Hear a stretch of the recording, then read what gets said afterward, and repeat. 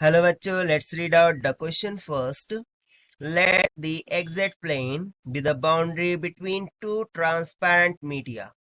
बोल रहा है xz plane ये एक तरीके से बाउंड्री है टू ट्रांसपेरेंट मीडिया के बिटवीन में ना मीडियम 1 के लिए बोल रहा है z is greater than equals to 0 और उसका जो रिफ्रैक्टिव इंडेक्स है वो अंडर रूट ऑफ 2 है।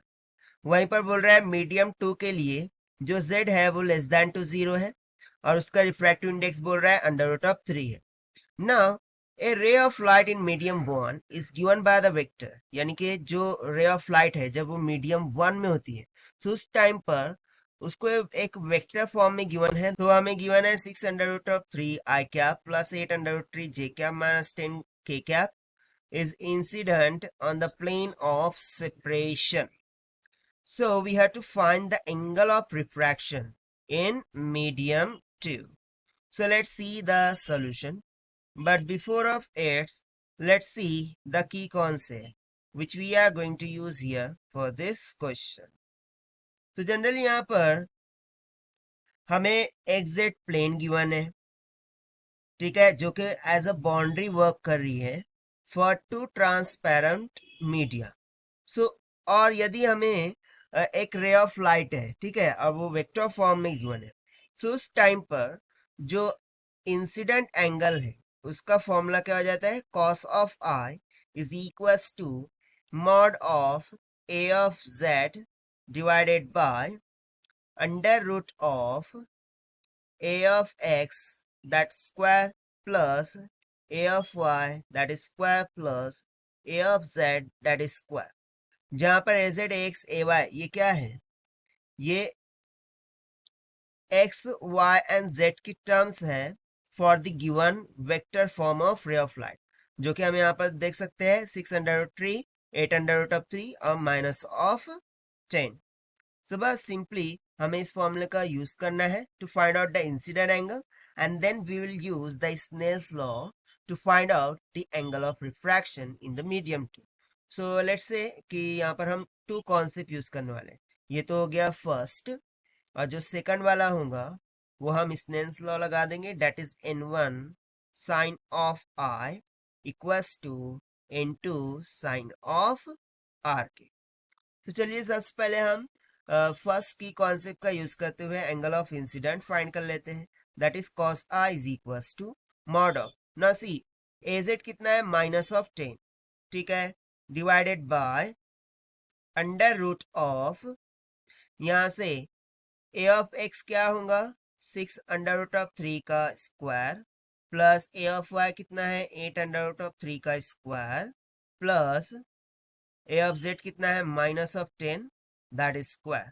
सो ये कितना आ जाएगा हमारा minus of 10 by under root of, देखिए 6 का स्क्वायर 36, 36 इंटू 3 कितना हो जाएगा 108 हो गया, प्लस 8 का स्क्वायर 64, 64 इंटू 3 कितना हो गया 192, प्लस माइनस ऑफ 10 का स्क्वायर तो 100 हो जाएगा, ठीक है।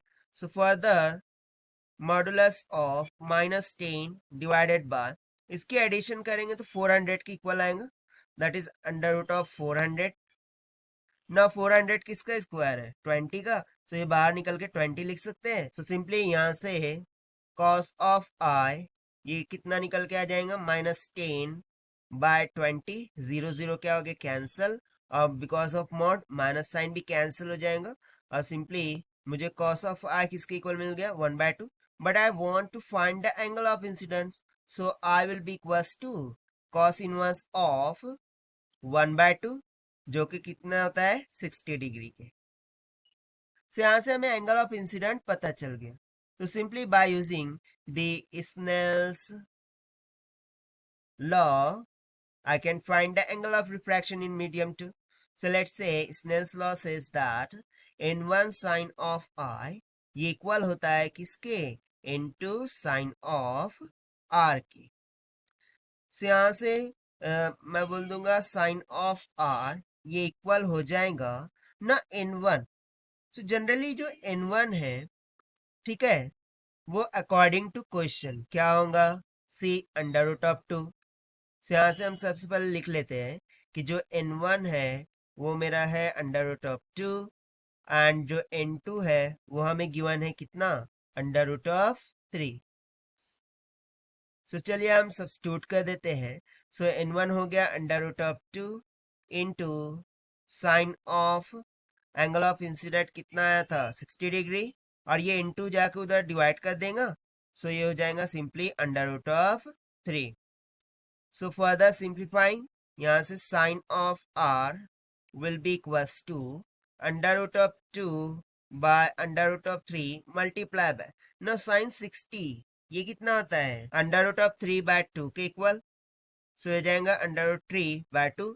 सो यहाँ से देखिए क्या क्या कैंसिल हो जाएगा, under under root 3 under root 3 cancel हो गया, और मैं 2 को under root 2 into under root 2 लिख सकता हूँ।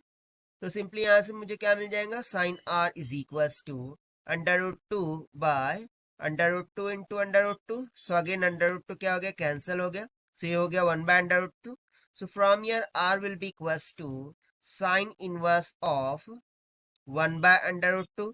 No sine inverse of 1 by under root 2 यानी कितना 45 डिग्री। सो सिंपली जो एंगल ऑफ रिफ्रैक्शन है वो हमारा कितना आ गया 45 डिग्री के इक्वल, जो कि हमसे पूछा गया था।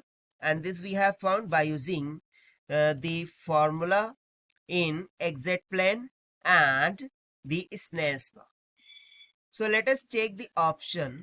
So option B will become correct. So this is the required solution. I hope you understood it well. Best of luck. Thank you.